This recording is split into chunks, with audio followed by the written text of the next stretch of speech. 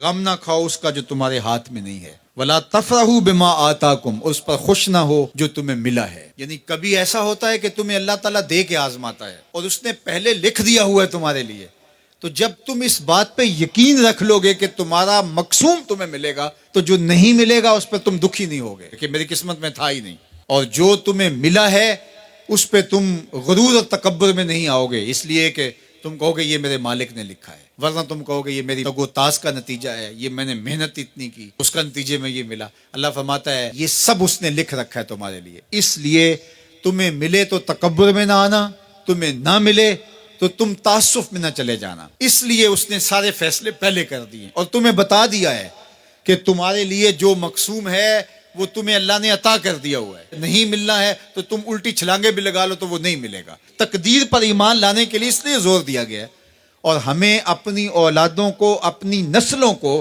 یہ چیز راسخ کرنی چاہیے کہ تقدیر پہ ایمان لائیں۔ اگر ہم اس میں کامیاب ہو جاتے ہیں تو وہ پریشان نہیں ہوں گے، دکھی نہیں ہوں گے، ٹینشن میں مبتلا نہیں ہوں گے۔ میں اپنی بات آپ کو 100 مرتبہ بتا چکا ہوں کہ میرے والد نے اس حوالے سے مجھے اتنا زور دیا، اتنی دفعہ کہا کہ اللہ نے تو جو کتوں کا لکھا ہے اس کو بھی ملتا ہے، تم تو پھر انسان ہو، اور جو قسمت میں لکھا ہے وہ مل کے رہے گا۔ اللہ اکبر۔ ہاں، ہمیں محنت کرنے کا کہا گیا، ہمیں تگ و تاز کرنے کا کہا، جد و جہد کا کہا گیا۔ شیخ سعدی فرماتے ہیں کہ ایک بندہ جا رہا تھا تو اس نے دیکھا کہ ایک شیر شکار کر رہا ہے، تو وہ ایک سمت ہو کے بیٹھ گیا۔ ایک لومڑی تھی جس کے پاؤں بھی نہیں تھے، ہاتھ بھی نہیں تھے، تو دل میں سوچا کہ مالک تو اس کو کیسے رزق دیتا ہوگا۔ تو شیر آیا، اس نے شکار کیا اور اچھا اچھا کھا لیا اور پس خوردہ چھوڑ کے چلا گیا۔ یہ رینگتی ہوئی آگے بڑھی اور وہ جو پس خوردہ تھا وہ چھچڑے وغیرہ تھے، کھا کے پیٹ بھر لیا۔ تو کہا کہ مالک تیری قدرتوں کے رنگ ہیں، تو نے اس کا بھی وسیلہ بنایا ہے۔ تو وہ کسی کام پہ جا رہا تھا، کاروبار کرنے جا رہا تھا، اس نے کہا مجھے کیا مصیبت ہے، جب لومڑی کو دیتا ہے تو مجھے نہیں دے گا۔ تو وہ آ کے بیٹھ گیا، گھر آ کے بیٹھ گیا کہ میں نہیں جو ہے وہ کہیں جاتا۔ ایک دن، 2 دن، 4 دن فاقوں سے گزرا، تو پھر ہاتف سے آواز آئی کہ جو لومڑی کو دے سکتا ہے تجھے بھی دے سکتا ہے، لیکن لومڑی نہ بنو، شیر بنو، خود بھی کھاؤ اور اوروں کے لیے بھی وسیلہ بنو۔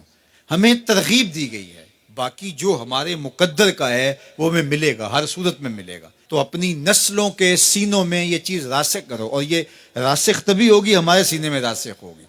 تو اللہ فرماتا ہے ہم کسی کو زیادہ دیتے ہیں، کسی کو تھوڑا دیتے ہیں، جو تمہارے مقدر میں تمہیں ملتا ہے، جو نہیں ہے نہیں ملتا، اور ہم نے پہلے لکھ دیا ہے۔ کیوں لکھ دیا ہے؟ کہ تمہیں جو ملا نہیں اس کی پریشانی نہ ہو کہ مجھے کیوں نہیں ملا، بھئی اللہ نے لکھا ہی نہیں تھا، بات ختم۔ اور جو ملا ہے اس پہ تم غرور میں نہ آ جاؤ کہ یہ مجھے ملا ہے، بھی اللہ نے تمہاری قسمت میں لکھا تھا، اس میں تمہارا کیا کمال ہے، اس نے لکھ دیا تھا لہٰذا مل گیا، اس میں غرور اور تکبر میں نہ آؤ۔ تو اللہ جل شانہ نے یہ ہمارے لیے خوبصورت نظام پیدا کر دیا ہے کہ اس کریم مالک نے، اس رحیم مالک نے ہمارے لیے سب کچھ لکھ دیا ہے۔ تو جو ملے اس پر اللہ کا شکر ہے، جو نہ ملے مالک تیری تقسیم ہے، ہم اس پہ بھی راضی ہیں۔ مل گیا تو واہ واہ، نہ ملا تو پھر بھی واہ واہ، کوئی بات نہیں، مالک تیری کرم نوازی ہے، جس حال میں ہمیں رکھے اس حال میں ہم خوش ہیں۔ یہ اگر میرا اور آپ کا مزاج بن جاتا ہے تو زندگی سوکھی ہو جاتی ہے، تقدیر پر ایمان لانے کے ساتھ وہ انسان آسودہ ہو جاتا ہے۔